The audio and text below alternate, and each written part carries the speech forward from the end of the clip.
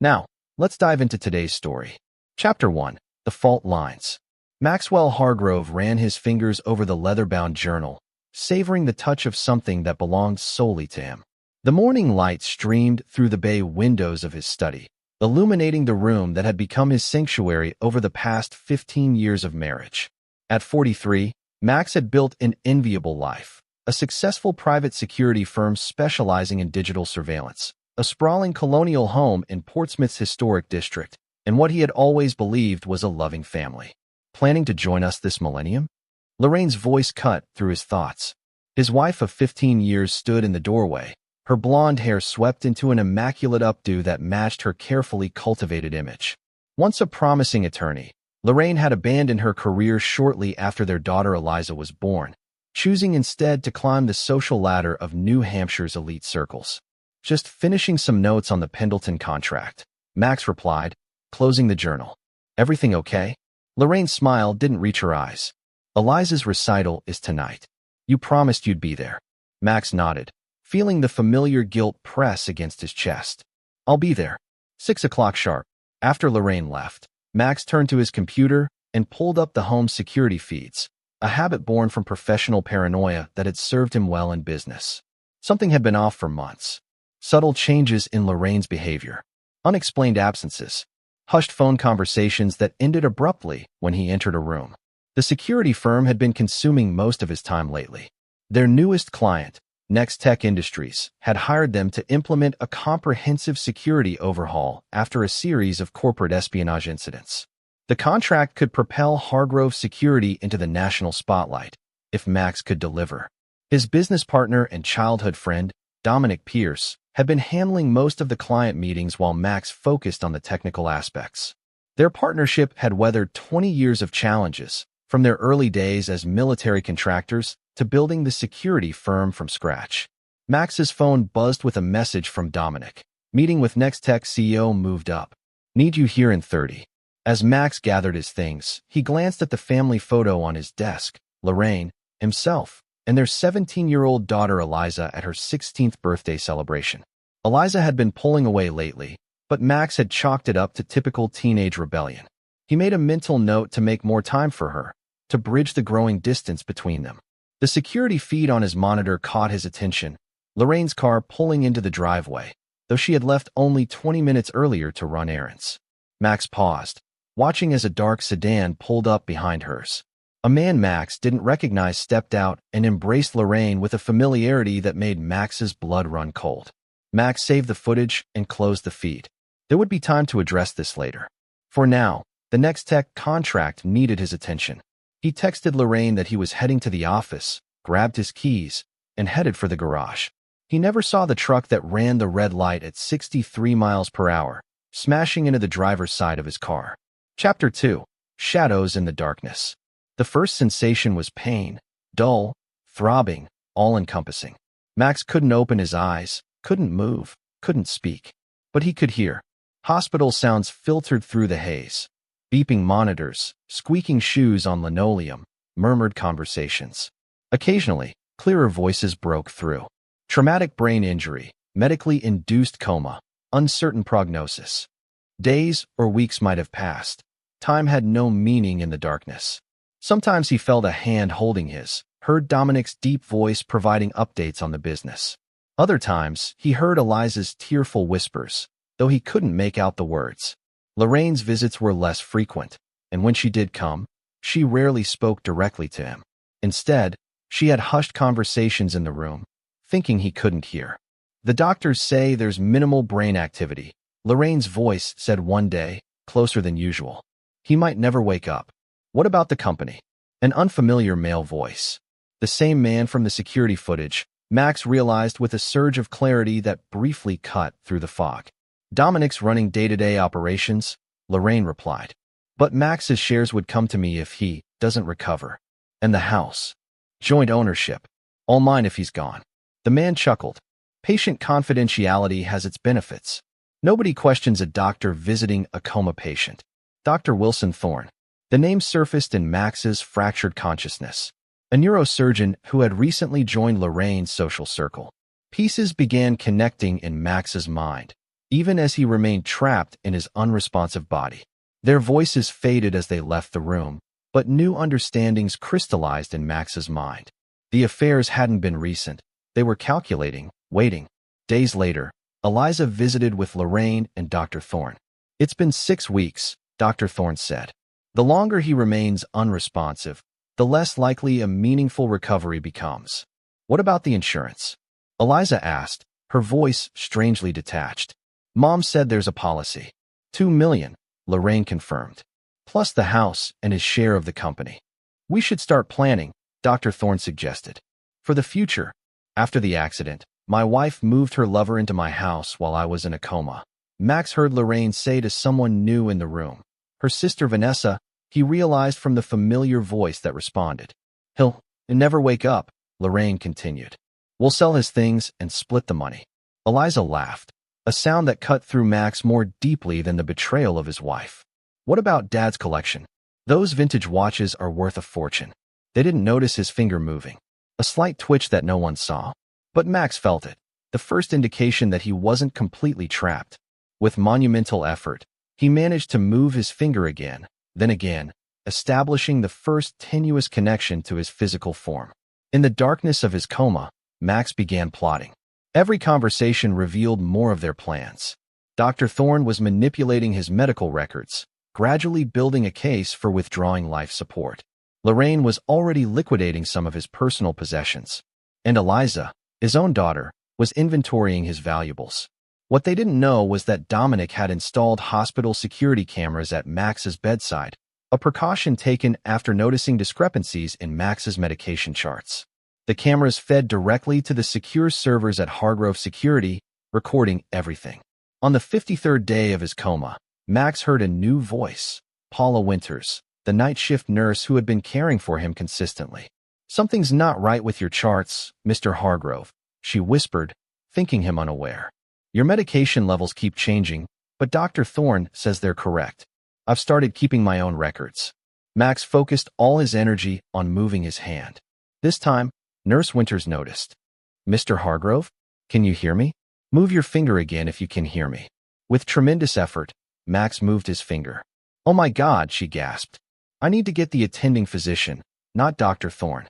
For the first time since the accident, Max felt something besides pain and betrayal. Hope. Chapter 3. Awakening. When Max opened his eyes, the fluorescent hospital lights were blinding. Nurse Winters gasped, dropping her clipboard. "Impossible," she exclaimed. "Dr. Thorne said you'd never." She stopped herself, regaining her composure. "I need to get Dr. Matsuda immediately." The next hours were a flurry of tests and examinations. Dr. Akira Matsuda, the hospital's chief neurologist, personally oversaw Max's case, marveling at his rapid return to consciousness. "Your recovery is remarkable, Mr. Hargrove," Dr. Matsuda said, reviewing his charts.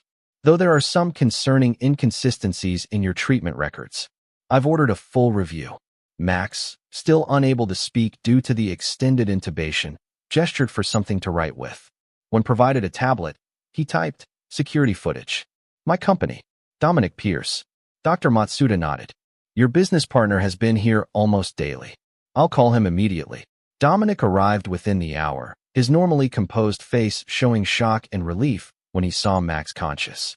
"You stubborn bastard," he said, grasping Max's hand. "I knew you'd pull through."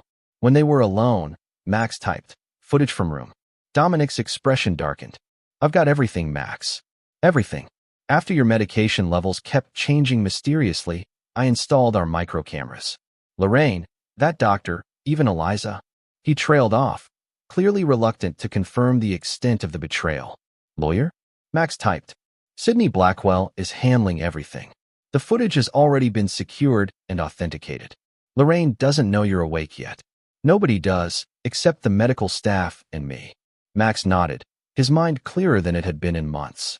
On the tablet, he outlined his requests. No visitors except approved medical personnel and Dominic, complete media blackout regarding his condition, and all recordings to be sent to his attorney. "What are you planning?" Dominic asked. Max typed his response carefully. "They thought I was gone. Let them keep thinking that, for now." Over the next 2 weeks, Max regained his strength with remarkable speed. Physical therapy sessions twice daily, coupled with speech therapy, gradually restored his functionality. Throughout this time, Lorraine, Dr. Thorne, and Eliza remained unaware of his recovery, believing he was still comatose but being transferred to a specialized long-term care facility, a fiction created by Sidney Blackwell to keep them away. Meanwhile, the hospital's internal investigation into Dr. Thorne's conduct was proceeding quietly, building a case of medical malpractice and potential attempted murder. Nurse Winters provided crucial evidence of medication tampering that corroborated the security footage. 23 days after waking, Max was ready to execute the first phase of his plan. With Sidney Blackwell's assistance, he had gathered evidence not only of Dr. Thorne's medical misconduct, but also of funds being embezzled from Max's accounts by Lorraine. The security footage is irrefutable, Sidney explained during one of their strategy sessions. Dr. Thorne explicitly discusses reducing your medication to prevent recovery, while your wife details plans for your estate. It's enough for criminal charges, but you mentioned wanting to handle this differently? Max nodded, his voice now recovered enough for brief conversations. They don't just get arrested. They need to lose everything, just like they planned for me. Sidney, a veteran attorney who had seen enough vengeful divorces to recognize the potential for disaster, cautioned restraint. Be careful, Max. Revenge can consume you. This isn't revenge, Max responded, his voice gravelly from disuse. It's justice. On the day of his discharge, Max reviewed the complete security footage one final time. The most damning clip showed Dr. Thorne adjusting his while explaining to Lorraine how the reduced medication would ensure Max never regained consciousness. Another showed Eliza photographing his prized watch collection while discussing which pieces to sell first with her mother. Ready? Dominic asked, wheeling in a change of clothes. Max stood on his own, refusing the wheelchair. They've had 2 months to enjoy my life. Now I'm taking it back, and everything they thought was theirs. Chapter 4, Phantom Operations. The safe house Dominic had prepared was a modest cabin nestled in the White Mountains, 3 hours from Portsmouth and off any digital grid. For a man whose business specialized in digital surveillance, Max now embraced the irony of needing to become invisible. Solar panels, satellite internet through 7 proxies, and no connection to your name or the company, Dominic explained as they arrived. You're officially a ghost.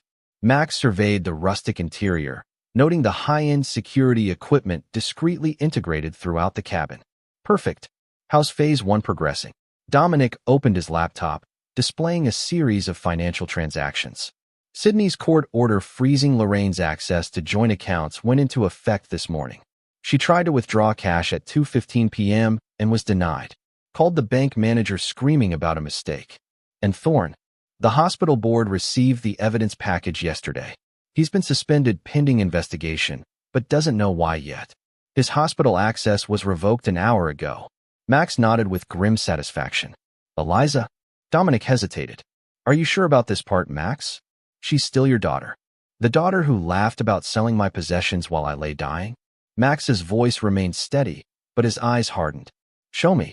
Dominic pulled up another screen, displaying Eliza's college admission portal. Her acceptance to Dartmouth has been flagged for administrative review. The financial aid package she was counting on is now pending reconsideration. Good. What about next tech? The contract's secure. I've been running point as planned, telling everyone you're recovering at a private facility. The company's value has actually increased since the next tech deal was announced. Max absorbed this information, mentally mapping the cascading effects his actions would trigger. Within days, Lorraine would discover that not only were the joint accounts frozen, but the insurance policy she'd been counting on had been modified 6 months earlier, a precaution Max had taken after first noticing her suspicious behavior. Instead of the expected payout, the beneficiary was now a trust controlled by Dominic. What about the house cameras? Are they still operational? Max asked. Dominic nodded, pulling up the home security feeds on his laptop. The familiar interior of Max's house appeared, but with subtle changes that made his jaw tighten. Dr. Thorne's belongings were scattered throughout, his medical journals on Max's desk, his clothes hanging in Max's closet.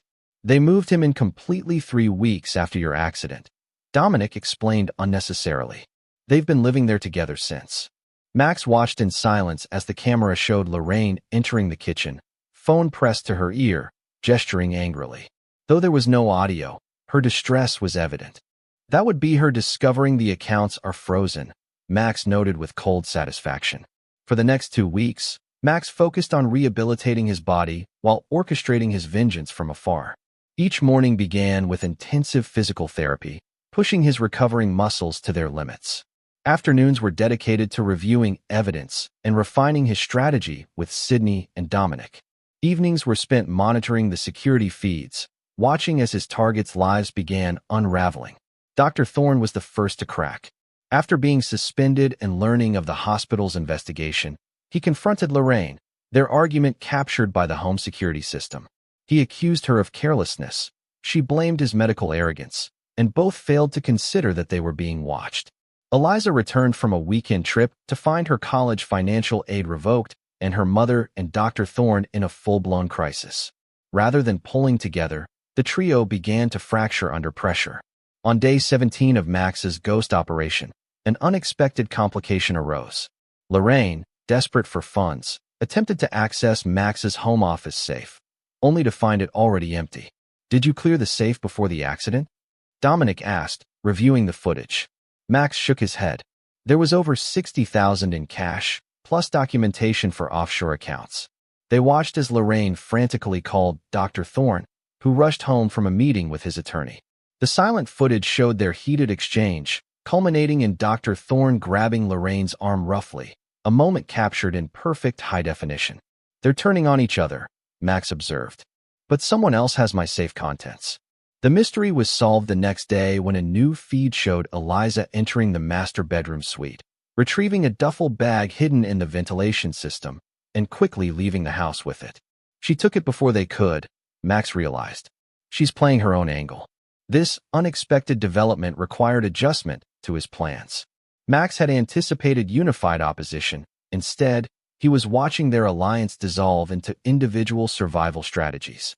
"Should we recover the bag?" Dominic asked. Max considered this, then shook his head. "No, let's see where she goes with it. Track her, but don't intervene yet." The following day brought another unexpected turn when Sydney Blackwell arrived at the cabin with troubling news.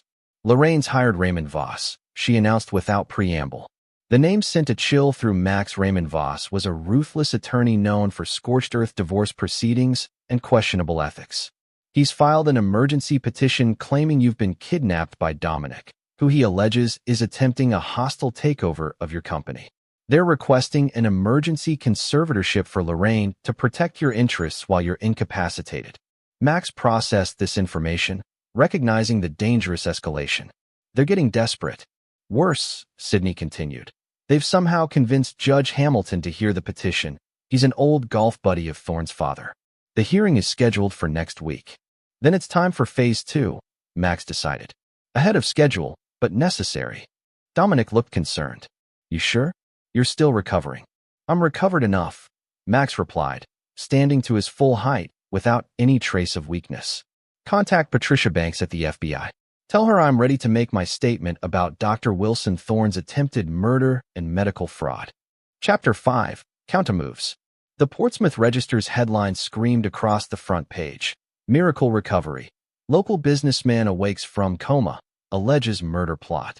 Below it, a photo of Max showed him leaving the FBI field office in Boston, looking thinner but unmistakably alive and determined. In the safe house, Max watched the security feed as Lorraine discovered the newspaper on their doorstep. Her face drained of color as she staggered back inside, frantically calling Dr. Thorne. Within hours, news vans had surrounded the Hargrove residence, while FBI agents executed a search warrant at Dr. Thorne's private practice. Raymond Voss is requesting an emergency meeting with the judge to withdraw their petition, Sydney reported over the secure line. "They're in full panic mode." "Good," Max replied. "What's Eliza's status?" "Still at her friend Brooke's house. She's been there since taking the contents of your safe. The FBI wants to question her as a potential accomplice." Max frowned. Despite everything, seeing his daughter in handcuffs wasn't part of his vision. "Tell Agent Banks I want to speak with Eliza first. Arrange it at the field office tomorrow." The reunion with his daughter was nothing like Max had imagined during his darkest days in the coma. Seated across from him in a sterile FBI interview room, Eliza looked simultaneously defiant and terrified, her eyes darting between Max and the mirrored observation window. "You're supposed to be brain dead," she finally said, breaking the silence. "Disappointed?" Max asked, his voice neutral. Eliza's face flushed. "You don't understand anything. I understand you were cataloging my possessions while I was fighting for my life. I understand you laughed about selling my things. What don't I understand, Eliza?" "That I was protecting you," she burst out. "Mom and Dr. Thorne, they were talking about disconnecting you, about letting you go with dignity. But I saw Dr. Thorne changing your medications when he thought nobody was watching." Max studied his daughter, searching for deception. "That doesn't explain the safe." "I took it because I overheard them planning to empty your accounts," Eliza said, her voice quieter now. "I didn't know what to do, so I secured what I could. Everything's still there. I can show you." Max remained impassive. "And laughing about selling my watches?" Eliza looked down. "I was playing along, trying to seem like I was on their side while I figured out what to do. I started recording their conversations after I noticed Dr. Thorne tampering with your phone." She reached into her pocket and slid a flash drive across the table. "It's all here. I was going to take it to the police, but I was afraid Mom would talk her way out of it. She always does." Max took the drive without comment, uncertain whether to believe her explanation. Years of security work had taught him that the simplest explanation was usually correct, and the simplest explanation was that his entire family had betrayed him. "I'll have this analyzed," he said finally. "If what you're saying is true, the FBI will want your cooperation as a witness." Eliza's eyes filled with tears. "Dad, I know how this looks, but I swear I was trying to protect you. I just didn't know how." Max stood to leave, his expression unreadable. "We'll see what the evidence shows." Back at the safe house, Max handed the flash drive to Dominic. "Check this against our footage. See if her story holds up." While Dominic worked, Max reviewed the latest developments. Dr. Thorne had been formally charged with attempted murder, evidence tampering, and insurance fraud. His medical license was suspended, and he was being held without bail. Lorraine had hired a second attorney specializing in criminal defense, clearly preparing for her own indictment. The company was stable under Dominic's leadership, though rumors of Max's mental state had been planted in industry publications, likely Voss's attempt to undermine his credibility before any testimony. Most surprisingly, the contents of Eliza's flash drive proved largely consistent with her claims. Audio recordings captured Dr. Thorne and Lorraine discussing reducing Max's medication to prevent recovery, while Eliza could be heard asking seemingly innocent questions that actually documented their plans. She was gathering evidence, Dominic confirmed, reviewing the timestamps against their own footage. And she did secure the safe contents the day after overhearing Lorraine planning to empty it. Max processed this information silently.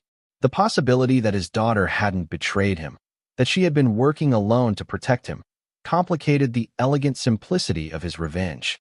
It demanded reconsideration of at least one target. "I want to meet with her again," he decided. "But first, let's proceed with Phase 3 for Lorraine and Thorne." Phase 3 began with Sydney filing a comprehensive civil suit against both Lorraine and Dr. Thorne, detailing not only the attempted murder, but years of financial manipulation by Lorraine. The suit sought punitive damages that would bankrupt them both, even if they somehow avoided prison time. Simultaneously, Dominic leaked selected security footage to specific media outlets, carefully chosen to maximize public outrage while protecting the integrity of the criminal case. Within days, Lorraine and Dr. Thorne had become national pariahs, their faces splashed across cable news with captions like "Black Widow Wife" and "Dr. Death." The pressure proved too much for their alliance. Dr. Thorne's attorney approached the prosecutor with an offer. His client would testify against Lorraine in exchange for reduced charges. Lorraine, learning of this betrayal, responded by claiming she had been manipulated by the doctor, who she now alleged had been medicating her without her knowledge. Max watched their mutual destruction with cold satisfaction, but the question of Eliza continued to trouble him.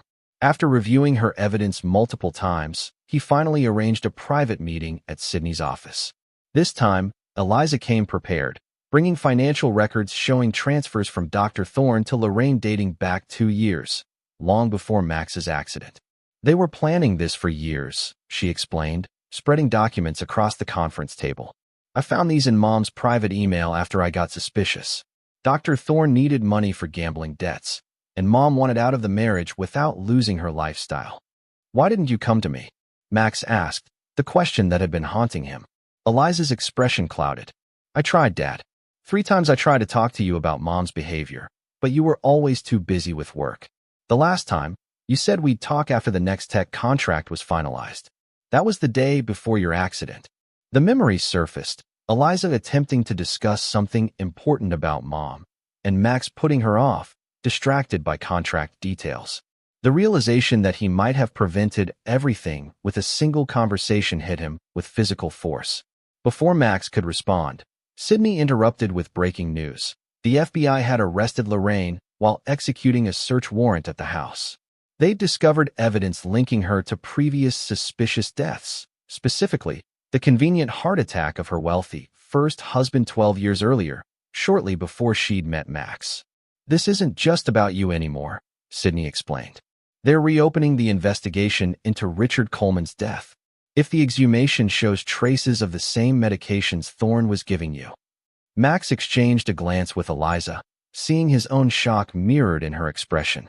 The revelation that Lorraine might be a serial Black Widow added a dimension of horror neither had anticipated. I need your help, Max said to Eliza after a long silence. To finish this properly. Eliza nodded. Whatever it takes. Chapter 6. The Counterattack. As Max's revenge strategy progressed, Raymond Voss proved more dangerous than anticipated. Unable to defend his clients against the mountain of evidence, the attorney shifted to attacking Max's company directly. Using contacts in the financial sector, Voss orchestrated a whisper campaign questioning Hargrove's security stability without its founder, triggering a client exodus that threatened the firm's survival. We've lost 3 major accounts this week, Dominic reported during their emergency strategy session. Nextech is wavering, and our stock has dropped 18%. Voss knows he can't save Lorraine and Thorne, so he's trying to ensure you have nothing to return to. Max absorbed this news grimly. He's targeting what matters most to me, just like I did to them. We need to go public, Sydney advised. Your continued absence is feeding speculation.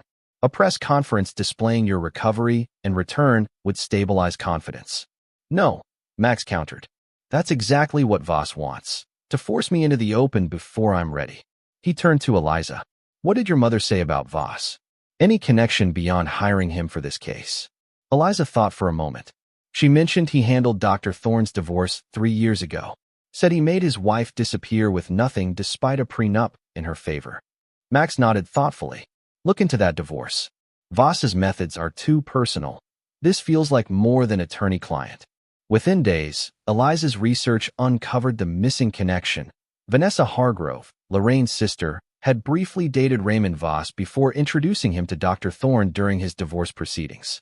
The attorney's aggressive tactics weren't just professional, they were family loyalty. This changes our approach, Max decided. Voss isn't just their lawyer, he's personally invested. And he's effective. We've lost 5 more clients and our stock has dropped another 12%. The situation deteriorated further when Nextech's CEO requested an urgent meeting with Dominic, making it clear that without Max's direct involvement, they would terminate their contract, a blow that would likely send Hargrove Security into a financial tailspin. Forced into a corner, Max adjusted his strategy. Set up the meeting with Nextech, he instructed Dominic. But not at their offices.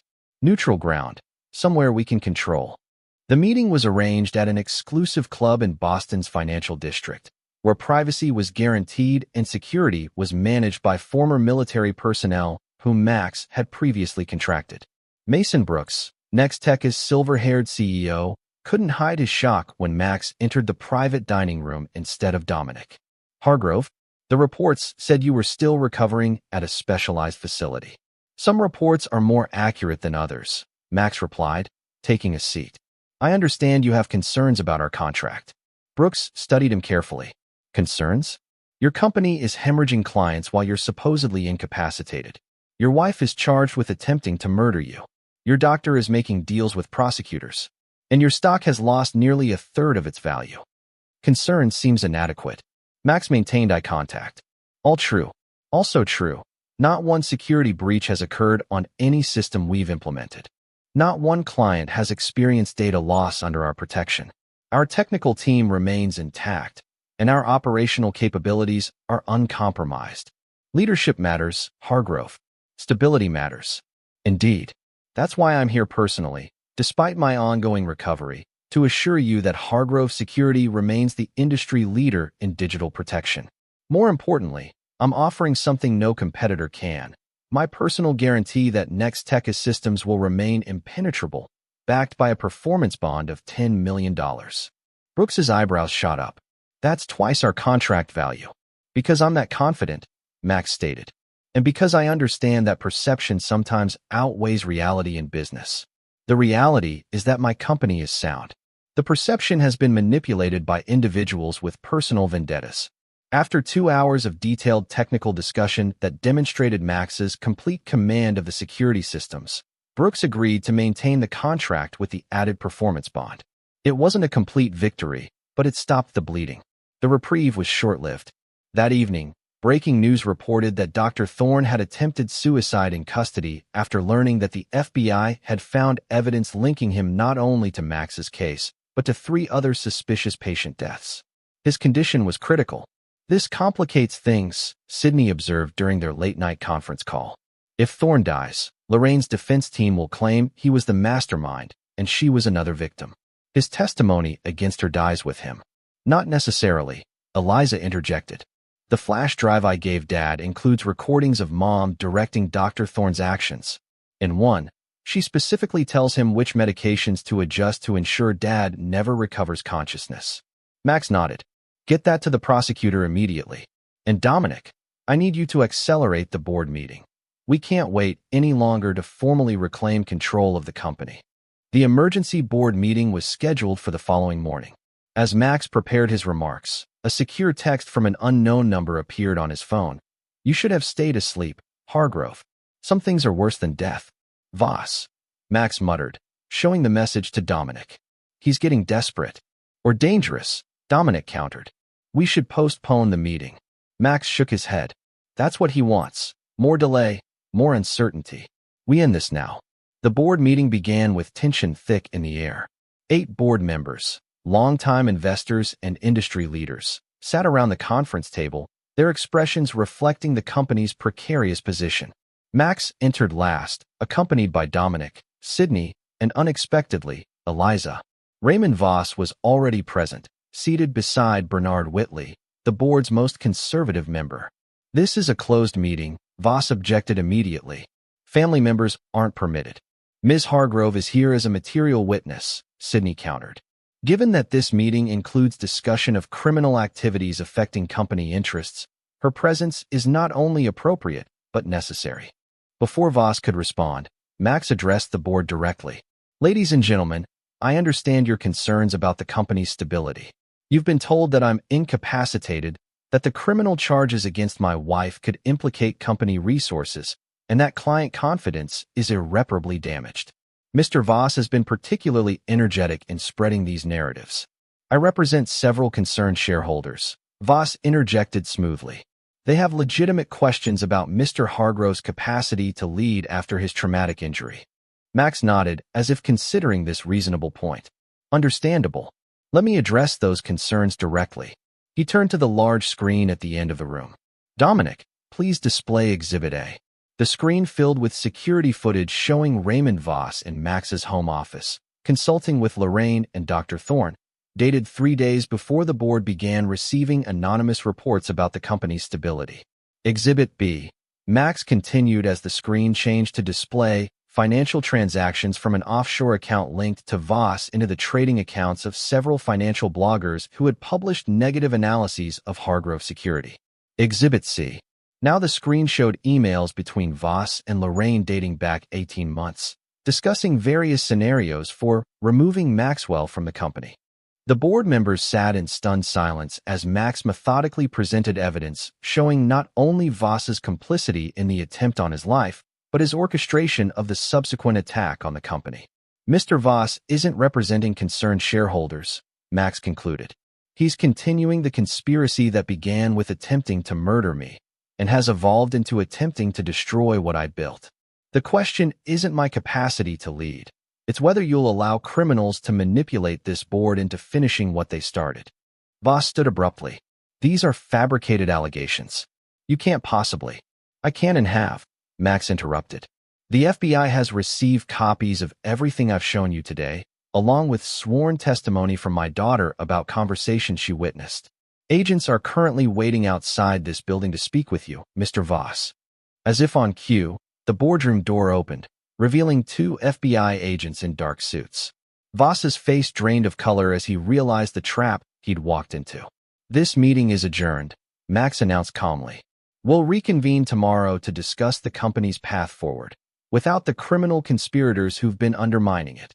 As the agents escorted Voss from the room, board members approached Max with expressions ranging from shock to admiration. The immediate crisis had been averted, but Max knew the company wasn't safe yet. Voss had done significant damage to client relationships and public perception, damage that would take time and strategy to repair.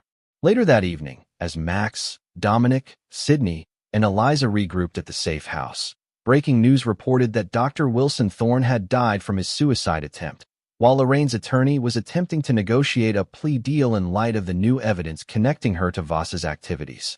One down, Dominic noted grimly. Two more to go, Max corrected. Voss and Lorraine still need to experience the full consequences of their actions. Eliza, who had been quiet throughout the evening, finally spoke. What happens after, Dad? When they're all dealt with? Max considered his daughter thoughtfully. Her question revealed the fundamental difference between them. Eliza was already thinking about recovery, about life after revenge, while Max couldn't see past the destruction of those who had betrayed him. First we finish this, he replied. Then we'll see what's left to rebuild. Chapter 7. Unmasking.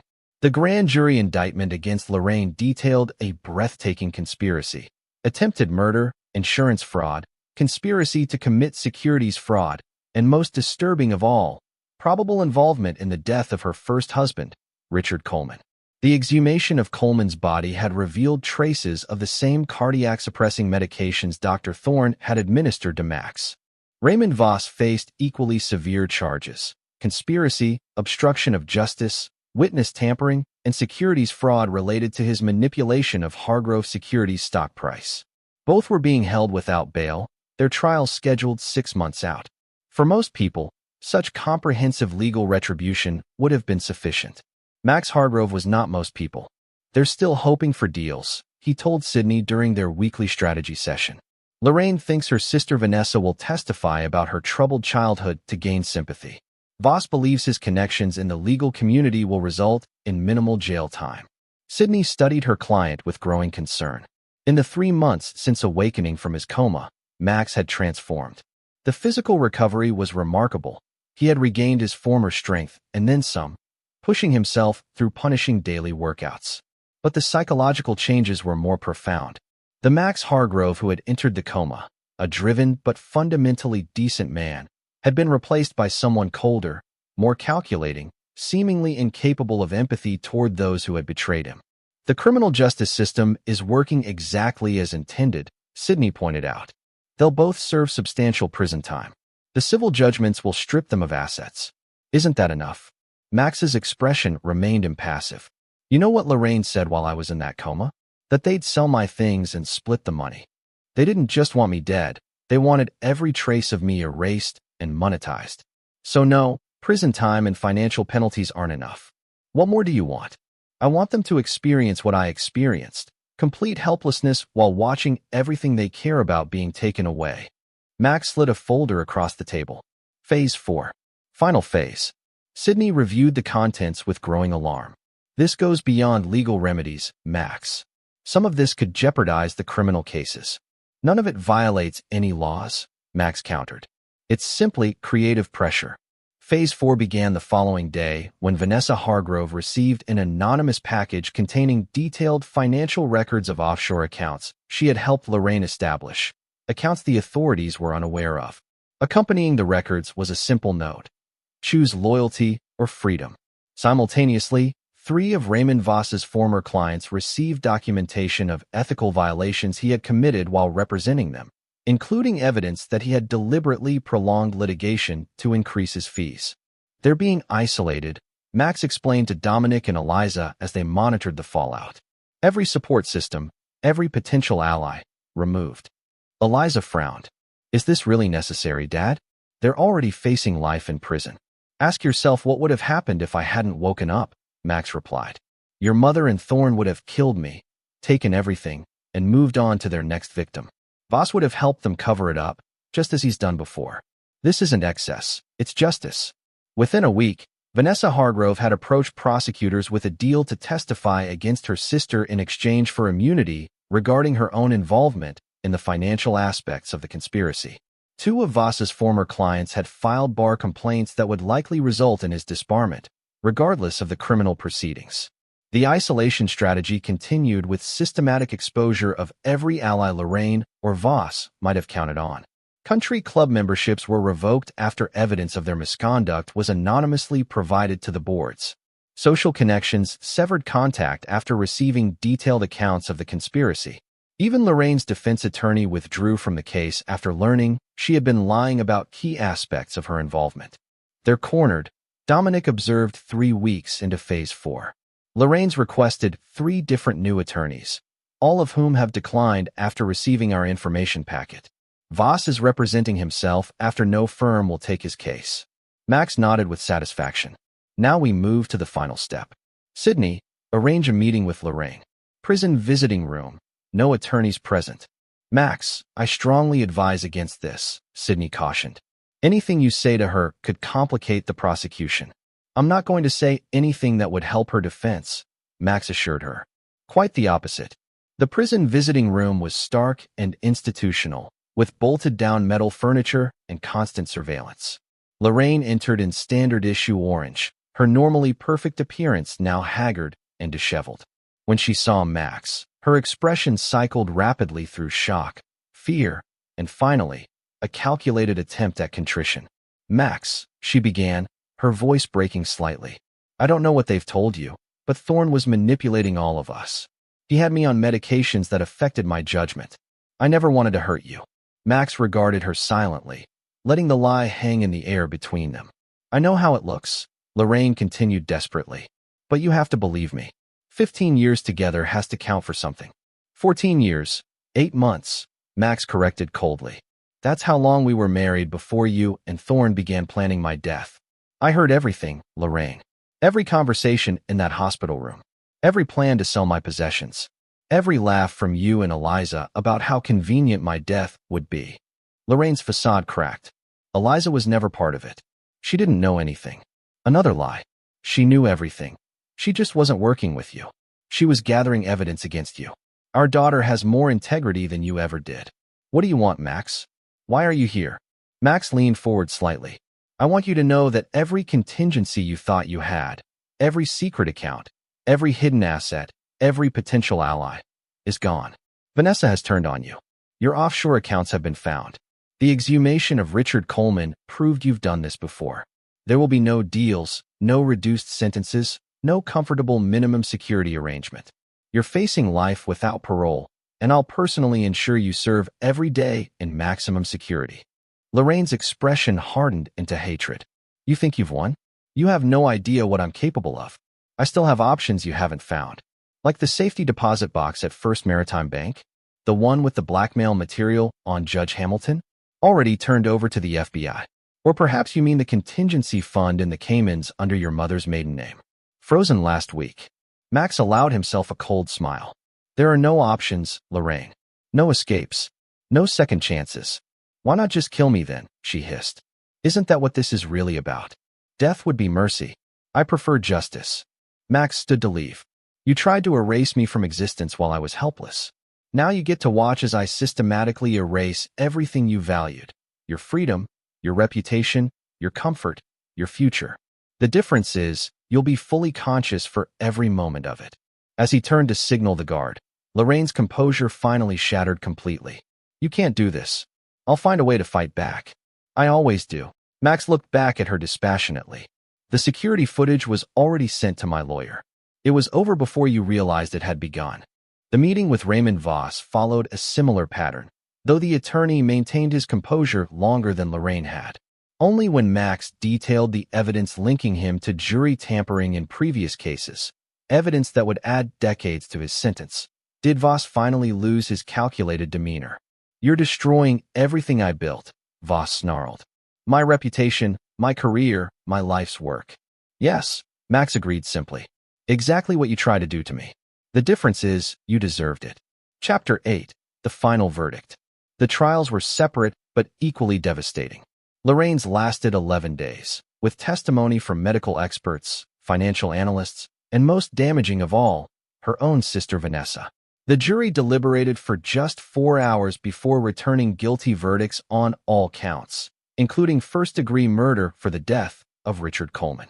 The judge sentenced her to life without possibility of parole.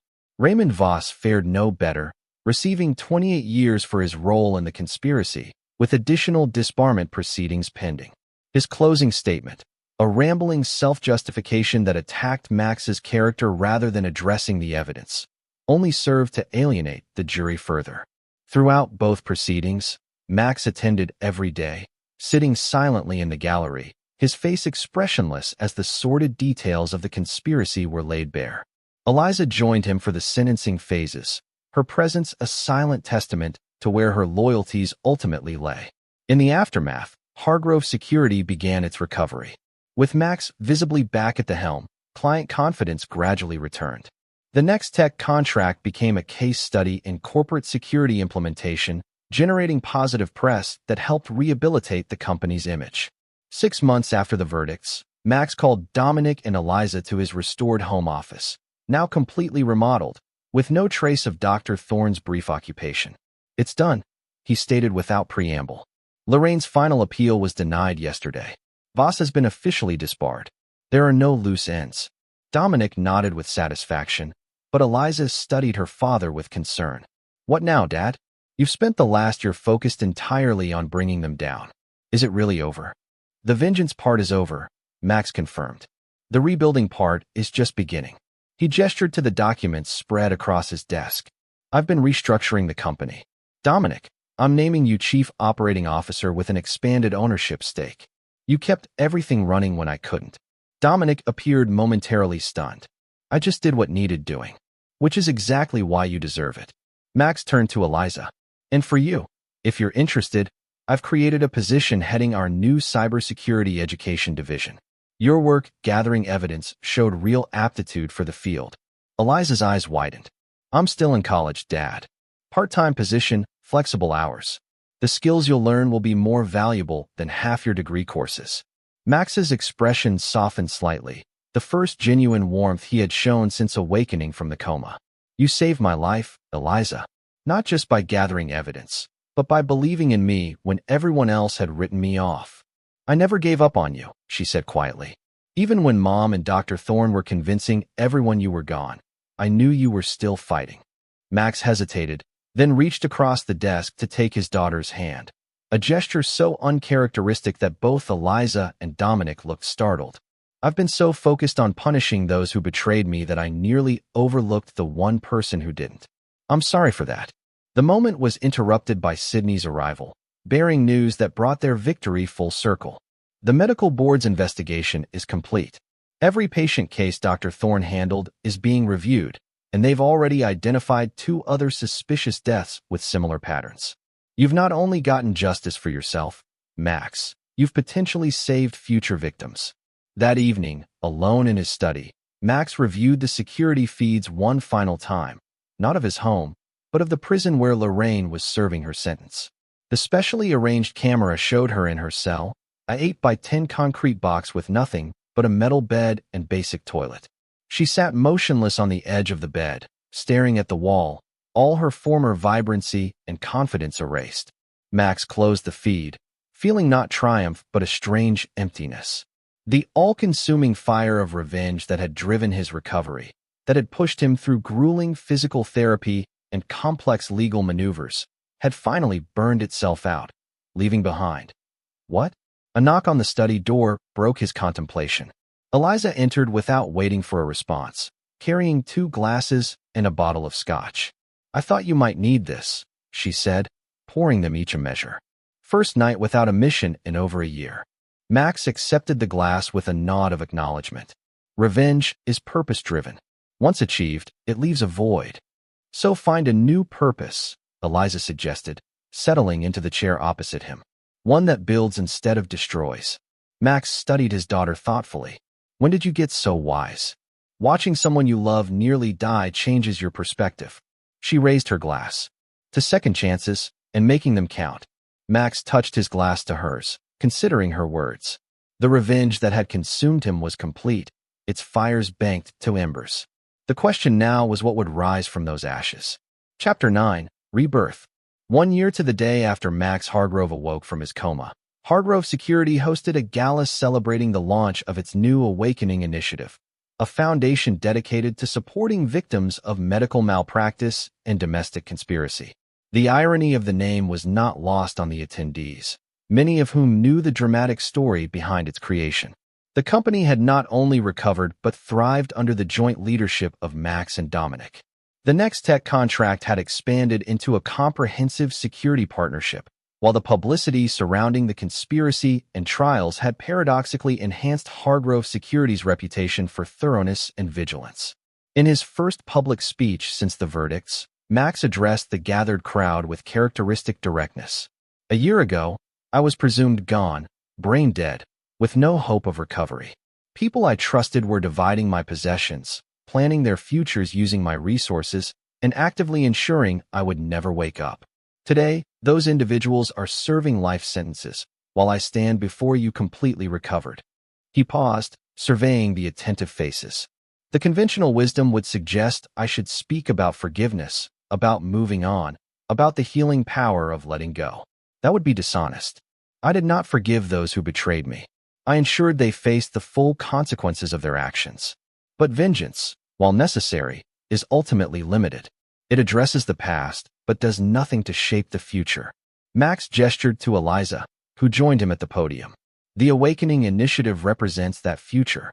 Working with medical oversight boards, law enforcement, and victims' rights organizations, we will identify and expose conspiracies similar to what I experienced. We will provide resources for vulnerable patients. And we will ensure that predators like Dr. Wilson Thorne never again use medical credentials to harm those in their care. The announcement generated enthusiastic applause, particularly from several former patients of Dr. Thorne who had been specially invited after the review of his cases had revealed suspicious patterns in their treatment. Later, as the evening wound down, Sydney Blackwell approached Max with uncharacteristic hesitancy. "Congratulations on the foundation," she began. "It's a remarkable transformation from where we were a year ago." Max nodded acknowledgement. Justice first, then progress. Neither is possible without the other. "Speaking of justice," Sydney continued, "I received an unusual request today. Lorraine is seeking a meeting with you." Max's expression hardened. "For what purpose?" "She claims to have information about other conspiracies involving medical professionals and family members. Says she learned about them from Dr. Thorne before his death. She's offering me information in exchange for your support in getting her transferred to a medium security facility." Manipulation to the end, Max observed coldly. "Decline the meeting. If she has legitimate information, she can provide it to the authorities without conditions." Sydney studied him. The Max Hargrove I knew before the accident might have at least heard her out. Considered the possibility of helping other victims. The Max Hargrove before the accident nearly died because he gave people the benefit of the doubt, he replied firmly. The Awakening initiative will help victims without empowering their abusers. Lorraine remains exactly where she belongs. Later that night, after the gala had concluded and the guests had departed, Max returned to his office to find Eliza waiting for him, reviewing the Foundation's initial case files. 18 potential cases already, she noted. And those are just the ones with clear evidence patterns. Max settled into his chair, loosening his tie. "We'll investigate each one thoroughly. No presumptions either way." Eliza hesitated, then broached the subject that had clearly been on her mind. "Sydney told me about Mom's request. I think you made the right call rejecting it." "But," Max prompted, hearing the unspoken continuation. "But I wonder if this, all of this, has changed you too much," Eliza admitted. "You got justice. You rebuilt the company. You even created something positive from the experience. But sometimes you seem hollowed out. Like the fire that kept you going during recovery burned away something essential.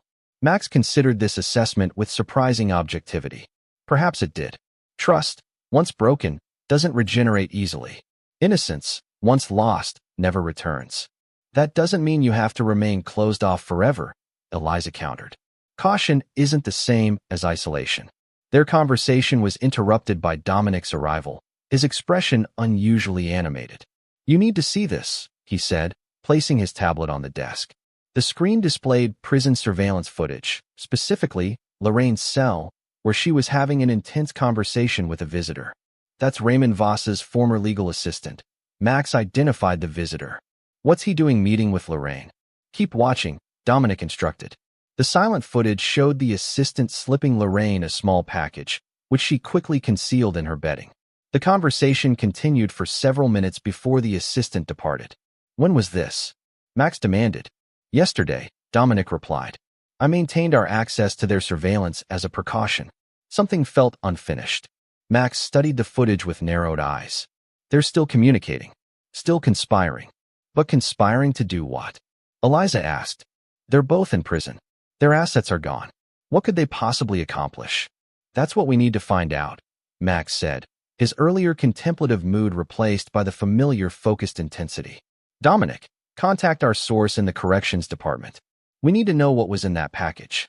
Within hours, they had their answer.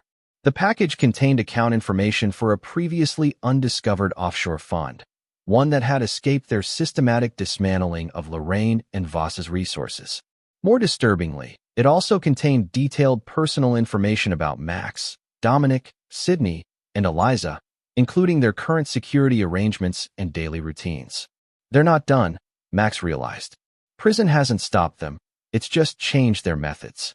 They can't hurt us directly, Dominic pointed out, but they could potentially hire others who can. The discovery crystallized something in Max, not fear, but clarity. The vengeance he had pursued so relentlessly had addressed the specific betrayal he had suffered, but it hadn't eliminated the underlying threat. Lorraine and Voss, even from prison, remained dangerous not because of what they had done, but because of what they were still willing to do. We end this. Permanently. Max's voice was quiet but resolute. Secure the offshore funds. Identify and neutralize any potential hired assets. And ensure they both understand, with absolute certainty, that any further action against any of us will have consequences far worse than what they've already experienced. Eliza looked alarmed. Dad, what are you suggesting?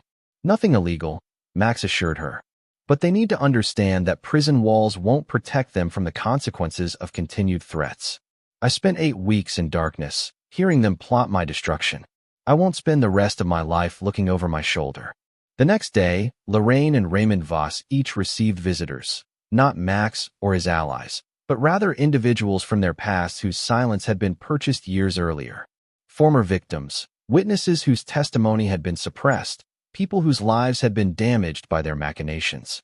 Each visitor delivered the same message. Any further action against the Hargrove family or their associates would result in new evidence coming to light, evidence that would extend their sentences and eliminate any possibility of future parole.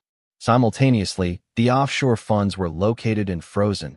The legal assistant who had delivered the package was arrested for smuggling contraband into a federal facility, and every individual identified in their planned retaliation was neutralized, some through legal pressure, others through financial incentives to stay away. 3 days later, Lorraine sent a message through proper prison channels, a formal withdrawal of her request to meet with Max, along with a signed statement renouncing any further legal appeals of her sentence. Checkmate, Dominic observed as they reviewed her statement. She finally understands it's truly over. Max nodded, but his expression remained guarded. For now, people like Lorraine and Voss don't change their nature. They just adapt their methods. So we remain vigilant, Eliza concluded. But we also move forward. Later that week, Max stood alone on the balcony of his home, watching the sunset over Portsmouth Harbor. The company was secure. The foundation was launched. His enemies were contained. By any reasonable measure, his mission was complete. Yet Eliza's words about him being hollowed out lingered uncomfortably. The man who had entered that coma a year ago, trusting, distracted by work, but fundamentally decent, had been replaced by someone harder, colder, perpetually vigilant. Was that transformation necessary for survival, or had he allowed the betrayal to fundamentally alter who he was?